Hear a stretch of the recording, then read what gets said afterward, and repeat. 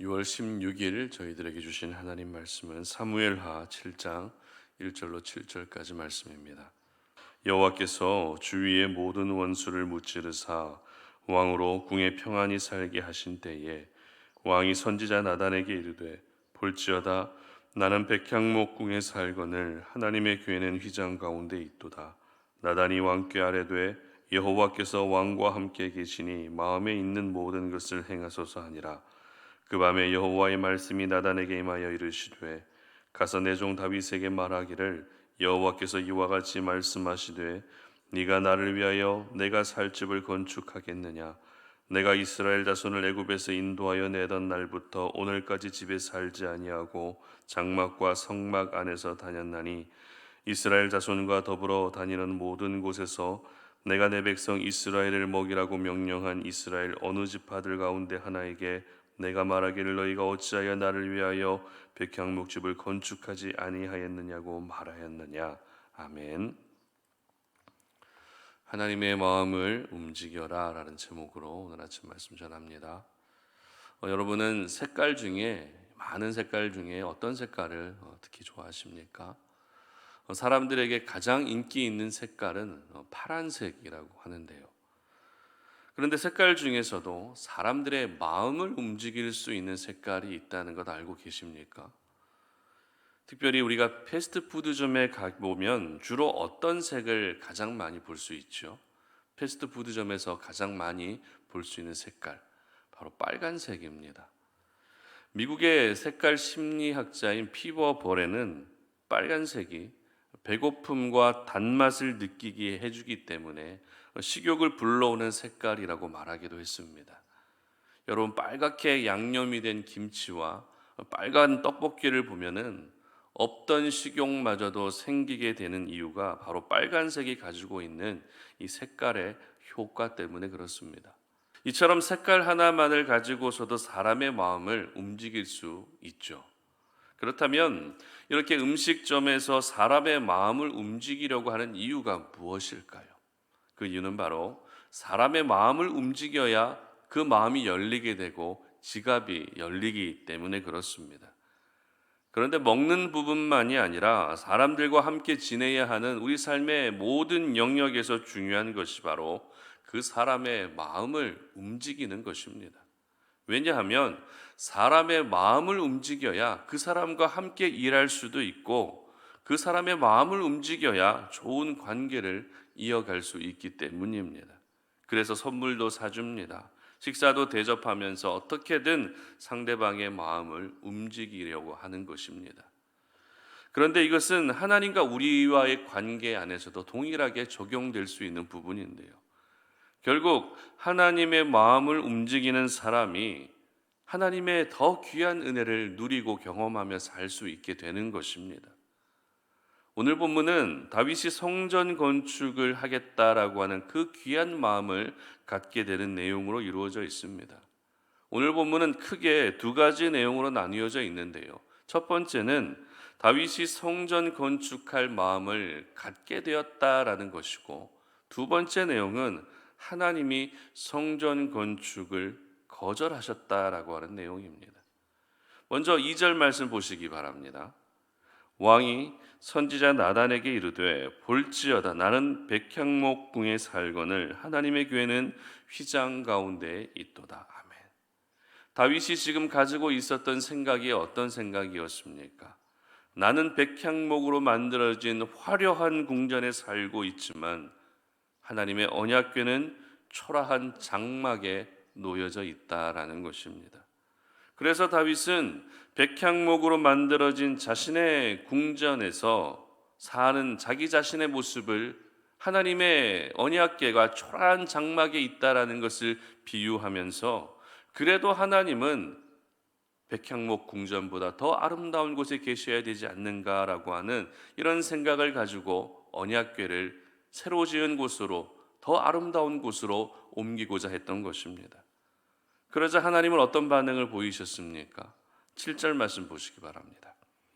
이스라엘 자손과 더불어 다니는 모든 곳에서 내가 내 백성 이스라엘을 먹이라고 명령한 이스라엘 어느 지파들 가운데 하나에게 내가 말하기를 너희가 어찌하여 나를 위하여 백향목집을 건축하지 아니하였느냐고 말하였느냐.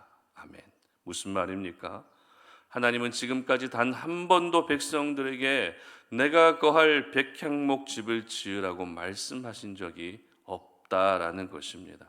다시 말해 성전 짓는 것을 거절하셨다는 것이죠. 이처럼 오늘 본문은 다윗이 성전 건축할 마음을 갖게 되었다라는 것과 그것을 거절하신 하나님의 반응이 함께 기록되어 있다는 것입니다. 그런데 여러분, 조금 이상하죠? 성전 건축하는 일은 다윗 자신을 위한 일이 아닙니다. 하나님을 위한 일입니다. 그렇게 하나님을 위해서 내가 귀한 성전을 건축하겠다라는 것을 하나님이 거절하셨다는 것이 잘 이해가 되지 않는다는 것입니다. 그렇기 때문에 우리가 오늘 이 본문을 묵상할 때 성전 건축을 하겠다는 다윗의 귀한 마음에 우리가 포커스를 두며 말씀을 묵상해야 할 것인지, 아니면 그 귀한 일을 하나님이 거절하셨다라는 것에 더 포커스를 두어야 할 것인지 조금 애매하게 다가올 수 있다는 것이죠. 이와 같은 고민이 생길 수밖에 없는 이유는 오늘 본문이 7절까지이기 때문에 그렇습니다. 1절부터 7절까지가 오늘 본문이기는 하지만 오늘 본문에 대한 정확한 이해를 위해서는 사무엘하 7장 전체의 흐름 속에서 오늘 본문을 이해해야 합니다. 그렇다면 사무엘하 7장 전체의 흐름 속에서 오늘 본문을 보게 되면 오늘 본문에 대한 정확한 이해는 무엇일까요? 그것은 바로 성전 건축을 하나님이 거절하신 것이 아니라 성전 건축의 뜻을 품은 다윗의 마음을 받아주셨다는 것입니다. 이것을 바꾸어 말하면 하나님의 마음을 다윗이 움직였다는 것이죠. 이 부분에 대해서는 내일 본문부터 해당되는 8절 이하의 말씀에 잘 기록되어 있는데요. 여러분 참고적으로 한번 읽어보시기를 바랍니다. 하나님께서 이렇게 성전 건축을 하겠다라고 하는 다윗을 향해서 언뜻 보게 되면 성전 건축을 거절하신 것 같지만 실상은 그렇지 않았습니다. 하나님은 다윗을 더욱더 위대한 사람으로 만들어 주시겠다라고 약속하십니다. 그리고 다윗의 아들이 성전을 건축하게 될 것이다라고 또 그렇게 말씀하십니다. 그리고 이어서 다윗 왕가가 영원히 견고할 것이다라고 또 약속하십니다. 이것이 바로 8절 이하에 기록된 하나님의 약속이었습니다. 여러분, 하나님이 다윗의 마음도 모르시고 성전 건축의 일을 만약 거절하셨다면 이렇게나 귀한 약속을 하실 리가 없지 않겠습니까? 만약 그랬다면 다윗이 품었던 성전 건축의 마음이 잘못된 것이었다라는 것을 먼저 지적하셨을 것입니다. 그러나 하나님은 다윗의 생각을 지적하지 않으셨습니다. 그 마음을 고쳐주지도 않으셨습니다. 오히려 앞으로 다윗과 그의 후손, 그의 왕가가 누리게 될 큰 축복을 말씀하시고 약속하셨다는 것입니다. 이렇게 하나님이 다윗을 축복하실 수밖에 없었던 이유는 다른 데 있지 않았죠. 바로 하나님이 다윗의 마음을 받으셨기 때문입니다. 다윗이 하나님의 마음을 움직였기 때문입니다. 그렇습니다. 하나님의 마음을 움직이게 되면 하나님은 일하십니다. 우리가 하나님의 마음을 움직이게 되면 하나님은 저희들에게 은혜를 약속하시고 축복을 약속해 주시는 것입니다. 우리 하나님은 인격을 가지신 분이시기 때문에 우리가 느끼는 희로애락의 모든 감정을 함께 느끼고 계시죠.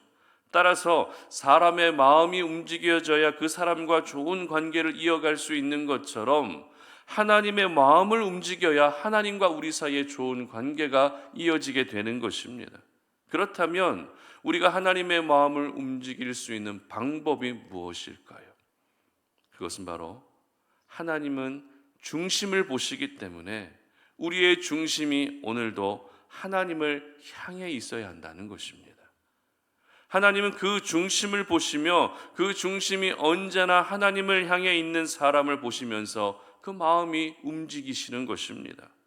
우리는 누군가의 마음을 움직이기 위해서 그 사람에게 감동이 될 선물을 준비하고 상황을 만들어서 그 사람들을 감동시키지만, 하나님은 그런 물질적인 것에 마음이 움직이시는 것이 아니라 중심이 오늘도 하나님을 향해 있는 사람을 보시며 그 마음이 움직이시는 것입니다. 그렇기 때문에 오늘 하나님은 물리적인 성전 그 자체의 의미를 두신 것이 아니라 멋진 성전을 지어서 그곳에서 하나님이 거하시도록 하겠다라고 하는 다윗의 마음에 감동하셨던 것입니다. 그리고 성전을 짓고자 하는 다윗의 모습 속에서 저희들이 발견하게 되는 것은 하나님의 교회가 있는, 언약궤가 있는 휘장을 자신이 살고 있는 백향목집에 비유했다는 것입니다. 무슨 말입니까? 나는 화려한 왕궁 안에 살고 있는 것이 죄스럽다는 것입니다.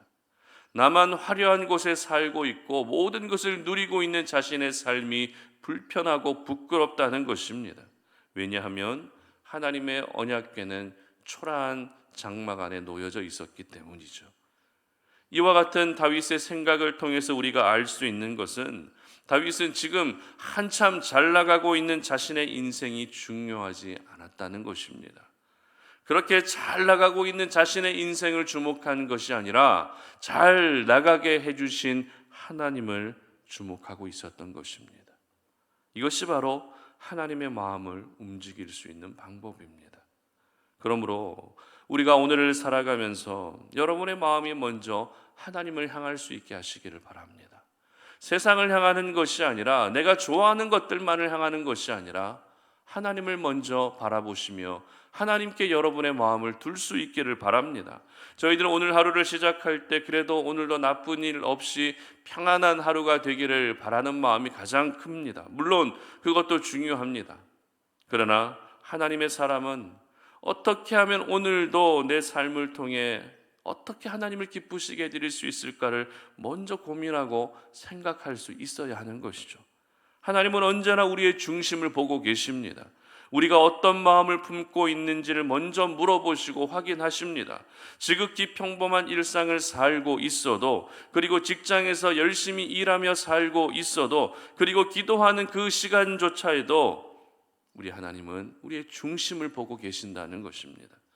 그러므로 여러분의 마음이 다른 것을 향하지 않게 하시기를 바랍니다. 여러분, 만약 하나님께서 여러분에게 평안의 은혜를 주셨다면 그 평안한 나의 삶을 주목하는 것이 아니라 평안을 허락해 주신 하나님을 주목하시기를 바랍니다. 하나님이 여러분에게 행복을 주셨습니까? 그러면 그 행복한 나의 삶만을 우리가 주목하는 것이 아니라 행복을 허락하신 하나님을 먼저 주목할 수 있었으면 좋겠습니다. 그래서 오늘도 하나님의 마음을 움직이시고 하나님께서 여러분의 삶 속에서 세밀하게 일하고 계시는 하나님의 일하심을 경험하시는 우리 성도님들 되시기를 주님의 이름으로 축복합니다. 함께 기도합니다. 하나님 아버지, 감사합니다. 오늘도 이 아침에 우리가 주님 앞에 나와왔습니다. 이곳에서 주님 앞에 우리의 마음을 드리며 우리의 중심을 드리며 우리의 기도의 제목을 올려드립니다. 이 세상 가운데 살아가면서 우리의 마음이 다른 곳을, 엉뚱한 곳을 향할 때가 참 많이 있지만 오늘 주신 생명의 말씀을 통해서 우리의 마음을 다시 하나님께로 향하기를 원합니다. 그래서 오늘도 우리가 하나님의 마음을 움직일 수 있는 그런 삶을 살기를 원합니다. 어떤 물리적인 어떤 모습들, 나의 어떤 행동들, 그런 것들을 통해서 하나님을 기쁘시게 하는 것이 아니라 먼저 우리의 마음을 하나님께 향할 수 있게 하여 주시기를 원합니다. 그래서 우리의 모습을 보시며 하나님이 기뻐하시고 하나님의 마음을 감동시키는 우리의 모습을 통해서 하나님께서 우리에게 또 다른 은혜와 축복을 약속해 주시는 하나님의 놀라운 은혜를 경험할 수 있는 저희들 되게 하여 주시옵소서. 감사드리며 예수님의 이름으로 기도드립니다. 아멘.